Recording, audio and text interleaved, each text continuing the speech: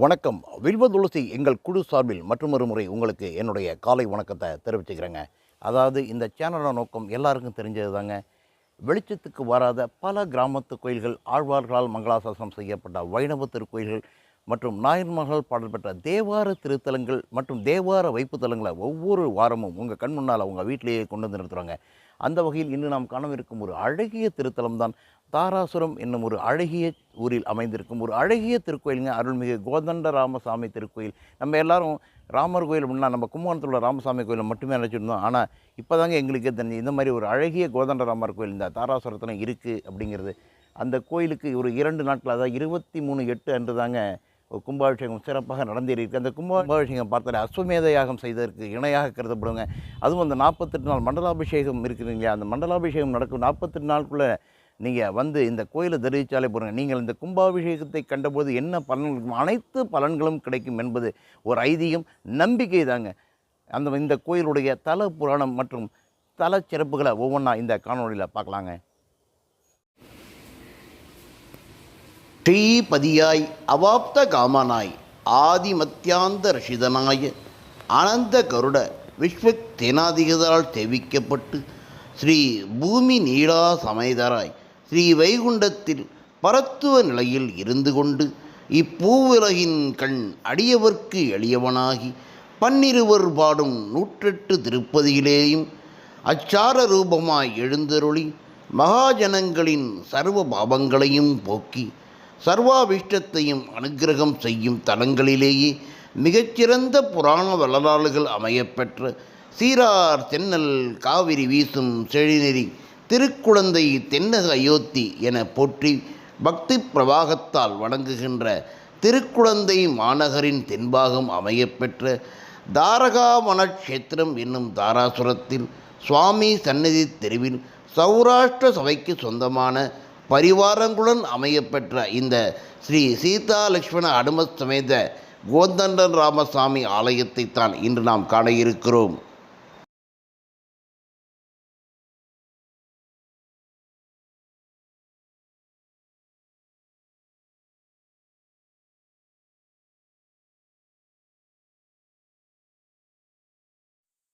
தனியாருக்கு சொந்தமாக இருப்பதினாலோ என்னவோ தெரியவில்லை, ஒரு ஆலயம் எவ்வாறு பராமரிக்கப்பட வேண்டும் என்பதற்கு எடுத்துக்காட்டாய் அதி அற்புதமாக இந்த கோயில் மிக தூய்மையாக பராமரிக்கப்படுகிறதுங்க.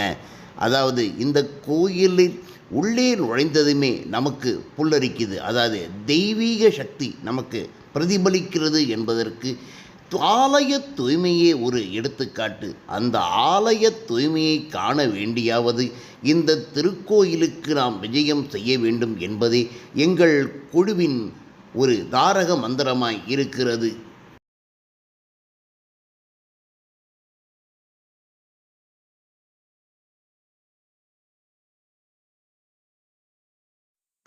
நான்கைந்து படிகளை கடந்து மேலே ஏறி சென்றவுடன் துளசி மாடம் மற்றும் விக்னேஸ்வரர், அதாவது தும்பிக்கை ஆழ்வாரை அடுத்து நாம் காண்பது பலிபீடம் மற்றும் பித்தளை மூடியால் மூடப்பட்டிருக்கும் ஒரு அழகிய கொடிமரம்.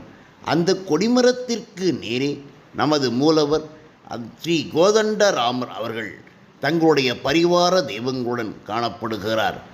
இடதுகை புறமாக பூமி நீலாதேவி சமேத ஸ்ரீனிவாச பெருமாளும், வலப்புறமாக பஞ்சமுக ஆஞ்சநேயர் மற்றும் விஷ்ணு துர்க்கையும் காணப்படுகிறது. ஒரே ஒரு திருச்சுற்றை கொண்ட இந்த திருக்கோயில் மிக பிரம்மாண்டமாய் விஷ்ணுவின் 10 அவதாரங்களும் கிட்டத்தட்ட 6.5 to 8 அடி உயரத்தில் ஒவ்வொரு தூண்களிலும் மீதும் சுற்றி வர பிரகாரத்தில் காணப்படுவது நமக்கு மிகவும் ஆச்சரியமாகவும் அழகாகவும் காணப்படுகிறது. அது மட்டுமல்லாமல் ஆழ்வார்களுக்கென்று ஒரு தனி சன்னதி அமைந்திருக்கிறது.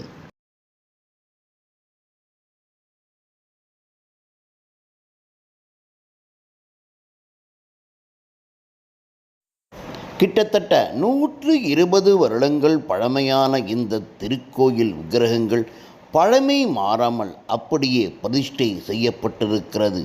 அது மட்டுமல்லாமல் தற்காலிக வசதிகள் அனைத்தும் கூடியிருப்பதாகவும் நூதன முறையிலே இந்த ஆலயம் தற்பொழுது சீரமைக்கப்பட்டு மிகச் சிறப்பாக கும்பாபிஷேகம் நடந்தேறியிருக்கிறது.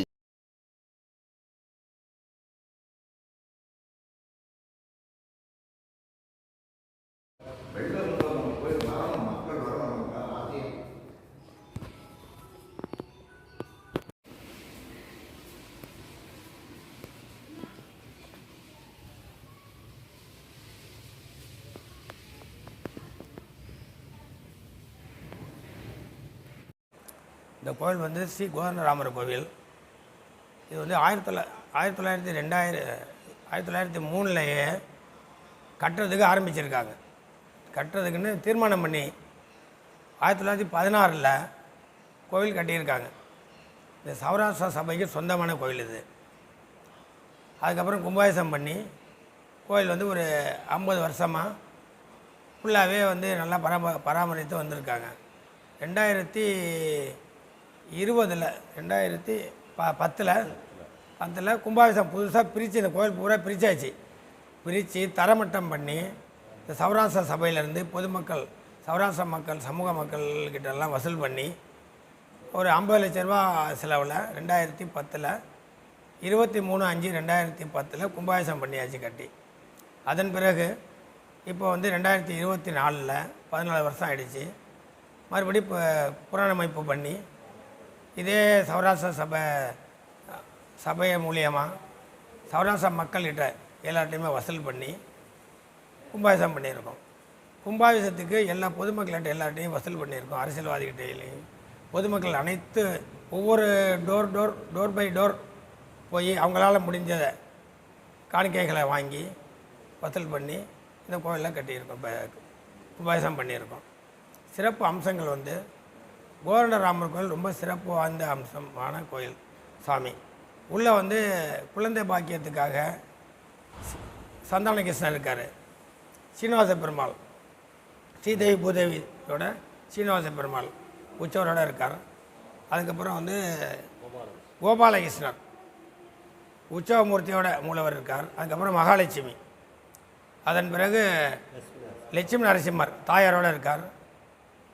அப்புறம் ஆண்டாள், ஐயப்ப சுவாமி அவங்க இருக்காங்க. எல்லாருக்கும் தனித்தனி சன்னதி இருக்குது. விஷ்ணு துர்க்கைக்கு சன்னதி இருக்குது. பஞ்சமுக ஆஞ்சநேயர் எல்லாம் பிரசித்தி பெற்ற சுவாமி. எல்லா தோஷத்துக்கும் வந்து தோஷ நிவார்த்தி எல்லாம் நிறைய பேர் வந்து சேவிக்கிறாங்க. ரொம்ப சிறப்பாக இருக்கும். கொடிமரம் வந்து பித்தாளை கவசம் பண்ணி வச்சுருக்கோம். அதே மாதிரி வந்து சீனிவாச பெருமாளுக்கு தங்க கவசம் பண்ணியிருக்கோம். பஞ்சமுக ஆஞ்சநேயருக்கு தங்க கவசம் இருக்குது. ராமருக்கும் தங்க கவசம் பண்ணிகிட்டு இருக்கோம். இப்போ எல்லாமே இந்த கும்பாபிஷேகத்துக்கு சிறப்பாக செஞ்சிகிட்ருக்கோம். ஆழ்வார்கள் விஸ்வக்சேனர், நம்மாழ்வார், தொண்டரடிப்புடி ஆழ்வார், ராமானுஜர், தேசிகர், நடனகோபால சுவாமிகள் எல்லாமே இருக்காங்க. இதெல்லாம் வந்து 100 வருஷத்துலேருந்தே இருக்குது. இப்போ முன்னாடி வந்து துளசி மாடம் பிள்ளையார், தும்பிக்காய் ஆழ்வார். பிள்ளையார்னால் வந்து நம்ம ஐதீகத்தில் தும்பிக்காய் ஆழ்வார்னு சொல்லுவோம். அவங்க இப்போ இந்த கும்பாபிஷேகத்தை தான் பிரதிஷ்டை பண்ணியிருக்கோம். அதன் பிறகு நாகர் ஆதிசேஷன் அவங்க பிரதிஷ்டை பண்ணியிருக்கோம். துளசி மாடம் எல்லாமே செஞ்சுருக்கோம். எல்லாம் சிறப்பாக செஞ்சுருக்கோம். ஆனால் ஓரளவு வந்து ரொம்ப விளம்பரம் பண்ணலை. ஏன்னா குறுகிய காலத்தில் ஒரு 4 மாதத்துல இந்த கும்பாபிஷேகம் திருப்பணி ஆரம்பித்து முடிச்சிருக்கோம். அதனால் ரொம்ப விளம்பரம் பண்ண முடியல. கும்பகோணத்துலலாம் பத்திரிக்கை எல்லோரும் டோர் பை டோர் கொடுத்துருக்கோம். ஐயம்பேட்டை, அம்மாப்பேட்டை, திருப்பணத்துலலாம் கொடுத்துருக்கோம். அதெல்லாம் நிறையா கூட்டம் வந்துச்சு, ஏகப்பட்ட கூட்டம். எல்லாம் சிறப்பாக ஒரு 2000 பேருக்கு அன்னதானம் பண்ணியிருக்கோம். எல்லாம் பிரசமாக சிறப்பாக செஞ்சுருக்கோம்.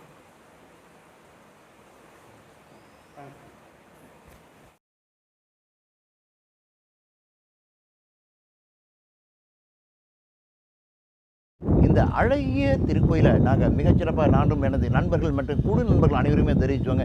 தரிசிட்டு போதும் பட்டச்சேரி சொன்னார், சார் நீங்கள் மேலே போய் பாருங்கள், இன்னும் அந்த சாளரங்கள் கூட இன்னும் அவிழ்க்கப்படாமல் இருக்கும் அந்த நிலையிலே நாங்கள் அந்த சாளருக்கு மேலே, அதாவது இந்த மேலே கும்பாபிஷேகம் நடக்கும்போது கூட்டம் இருக்கக்கூடிய அந்த சாளரத்தின் அருகிலே நின்று தான் உங்கள்கிட்ட இப்போ பேசிகிட்டு இருக்கேன். மிக அழகிய திருத்தலங்க, மிக அழகாக பராமரிக்கப்பட்டு மிகச் சிறப்பாக மிக தூய்மையாக பராமரி, அதாவது ஒரு ஆலயம் எப்படி பராமரிக்கப்பட வேண்டும் என்பதற்கு எடுத்துக்காட்டாகவே இந்த கோயில் விளங்குகிறது அப்படின்னு சொல்லுங்க. அந்த மேல் தளத்துலேருந்து அவங்கள்ட்ட பேசிக்கிட்டு இருக்கேன். மிக அழகாக இருக்கிறதுங்க. இந்த மாதிரி கோயில்களுக்கு, புராதனமான கோயில்கள் அனைத்துக்குமே நீங்கள் வர வேண்டும், ஆதரவு தர வேண்டுங்க. புதிய கோயில் கட்டணும் அப்படிங்கிற ஒரு அவசியமே கிடையாது.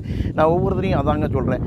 இதே மாதிரி பழைய வெளிச்சத்துக்கு வராத கோயில்களை தங்கள் புனரமைக்க உதவி செய்யணும். ஒவ்வொரு நாளும் ஒரு வீட்டில் ஒருத்தர், அதாவது ஒவ்வொரு நாளும் ஒவ்வொருத்தர் வந்தீங்கனாலே போதுங்க, இந்த மாதிரி கோயிலானது தன்னைத்தானே செதுக்கிக் கொள்ளும். அது மட்டும் இல்லாமல் இந்த கோயிலில் பணிபுரியும் பணியாளர்களின் வீட்டில் ஒருவேளை அடுப்பு எரியும் அப்படிங்கிறதான ஒரு நிதர்சனமான உண்மை.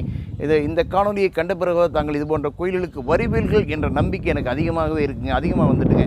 கண்டிப்பாக இது என்னுடைய ஆசை, உங்களுடைய ஆசையாகவும் இருக்க வேண்டும் என்று கருதி கொண்டு மற்றும் ஒரு அழகிய திருத்தலத்தில் உங்களை சந்திக்கிறோங்க. அதுவரை வணக்கம் கூறி விடைபெறுகிறேன். நன்றி, வணக்கம்.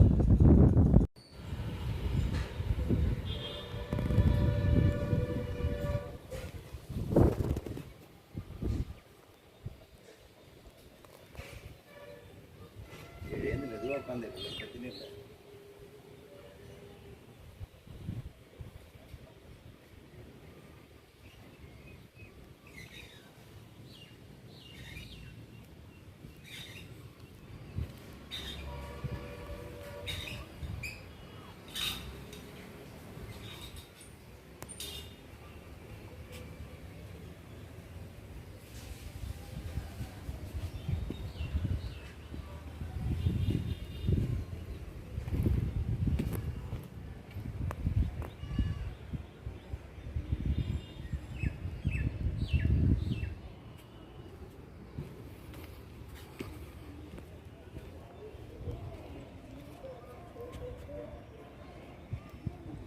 எடு மணி அடிக்கிறாங்க.